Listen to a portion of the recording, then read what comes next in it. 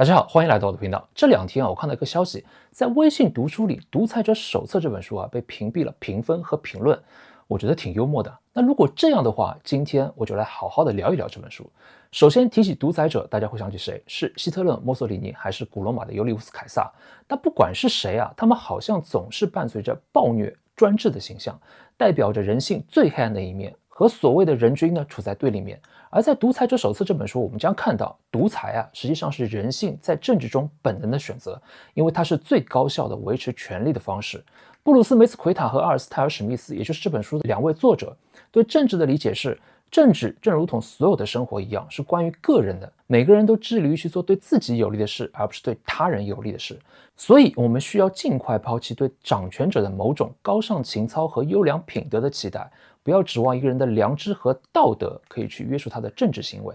一个通常意义上的民主领导人，可能换一个环境就会不加思索地成为一个独裁者。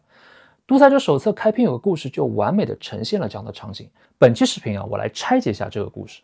这个故事实际上就是独裁者手册的基本脉络。这个故事发生在美国加州的贝尔市。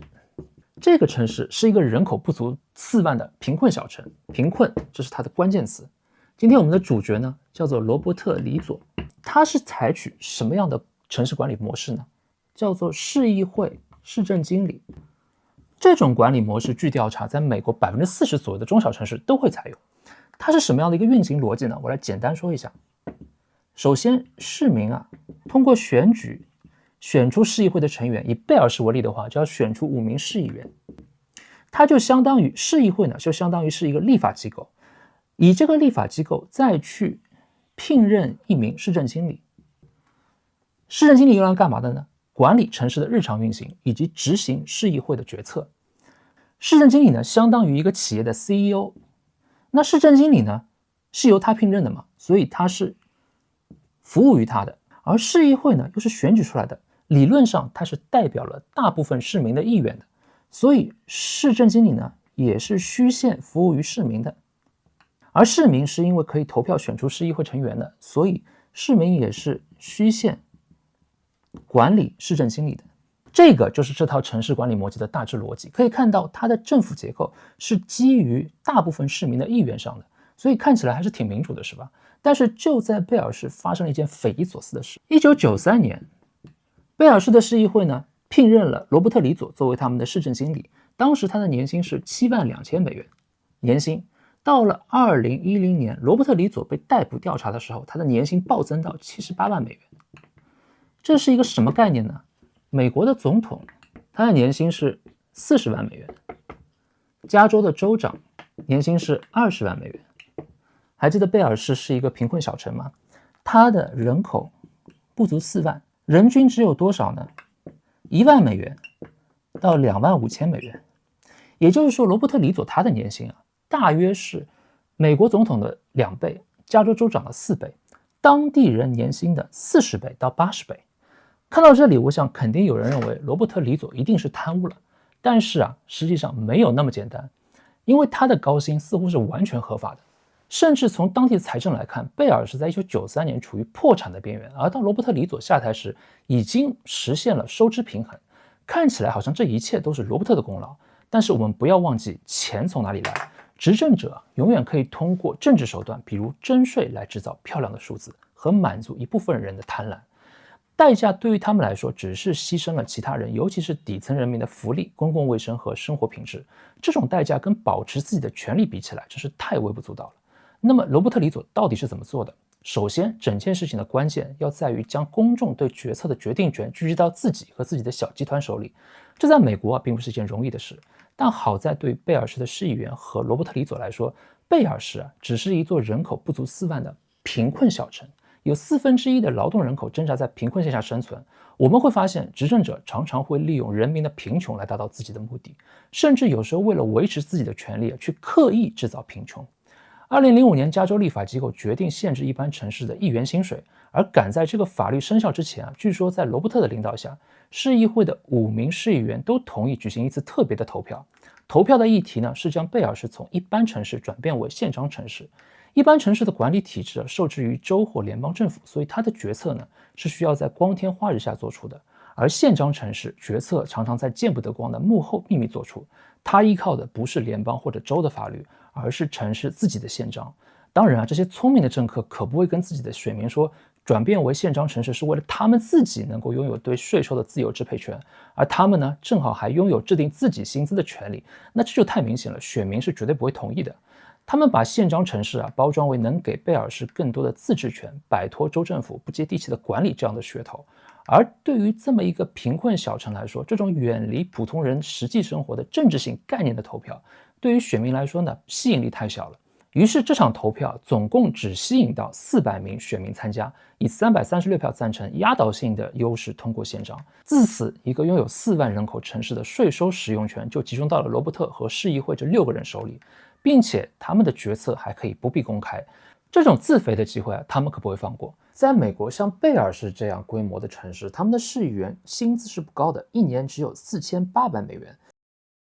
这种市议员的薪水呢，就是一个兼职薪水。而现在呢，在贝尔市的市议会议员，只要每个月开启个重要的会议，那么他们就可以拿到将近10万美元的年薪。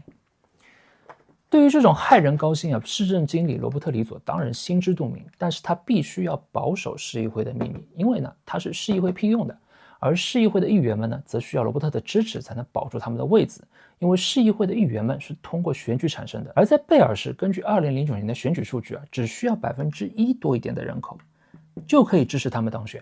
据说这些关键选民受到特别的房屋补助，他们通过这种私人回报紧紧的抱团，在贝尔市一个坚固的统治集团就这么诞生了。原来市议会市政经理这种模式呢，这两者应该是处于互相制衡的地位。在一般城市里，这两者在公务员薪水法律的监管下，原本是不可能互相取悦的。在这种情况下，由于市议会的成员是由公众投票选出的，所以不管是市议会的做法不能让公众满意，还是市政经理的做法不能让市议会满意，公众都有决定更换的权利。而现在在贝尔市里，罗伯特·里佐5名市议员和关键选民形成了一个互相忠诚的团体。谁被排除在外了？现在这条线断了，这条线也断了，形成了一个新的关系。罗伯特·里佐使用他的权利，给予市议会议员的私人回报来确认自己的当选，然后他再给予关键选民的私人回报来确定市议会几名议员的当选。这就是一个新的权力关系。他们使用私人回报确认彼此的忠诚，维持自己的权利，并大吸其余人的心血。说白了，就是这3万多人在养这400个人，而大头呢，就是在这一块。这些政客仅凭自己的直觉就领悟了政治生存的规则，决定自己政治生存的人要尽量的少，然后只要给予他们足够的私人回报，通常是钱就可以保证自己的权利。罗伯特·里佐在位整整17年之久。因为这种联盟被利益关系绑定之后是非常牢固的。而具有讽刺意义的是，贝尔市丑闻的主角们被调查逮捕的原因，并不是因为他们的高薪而是因为他们那些声称开会获得的报酬的那些重要会议，实际上根本就没有开过。换句话说，高薪似乎是合法的，但是不能一边领着高薪，一边又不开会。这不禁让人联想到，这个世界上有多少会议是为了政客们领钱而开的呢？那么这样的故事中，真正的受害者是谁呢？我想大家一定猜到了，就是那些纳税但是没有被回报到的大部分纳税人。以贝尔市为例，就是除了罗伯特·里佐、市议员还有受到房屋补贴之外的人。事实上，这样的联盟一旦形成，不管所在的地区表面上采取的是什么样的管理方式，本质上都是借由管理之名榨取民脂民膏。税收原本的意义是为社会提供公共物品，而在这样的社会里，它只是满足私欲并维持个别人统治的筹码。在这样的情况里，执政者通常为了维持他们的权利还要施加重税，使得其他人的生活成本增加。当然，施加重税会激起民愤，但值得庆幸的是，贝尔市的居民至少还拥有2项至关重要的权利：言论自由和集会自由。那么，如果这样的事情发生在这2项权利被严格管控的地区呢？人民是不是只能被压迫呢？独裁有时候是很隐蔽的，我们并不能通过是否有选举来判断民主与否。比如贝尔市的宪章的确是通过市民投票通过的，但是就算它伪装的再好，本质是不会变的。什么样的本质呢？压榨最底层的纳税人，并大吃公家财产，养肥自己和维持自己权利的小联盟，然后用最浪漫宏大的梦想驯化底层，继续为这一小撮人奋斗。独裁者手册》这本书看起来好像是一本说明书，但实际上它是一本鉴别独裁的指南，非常推荐各位完整阅读。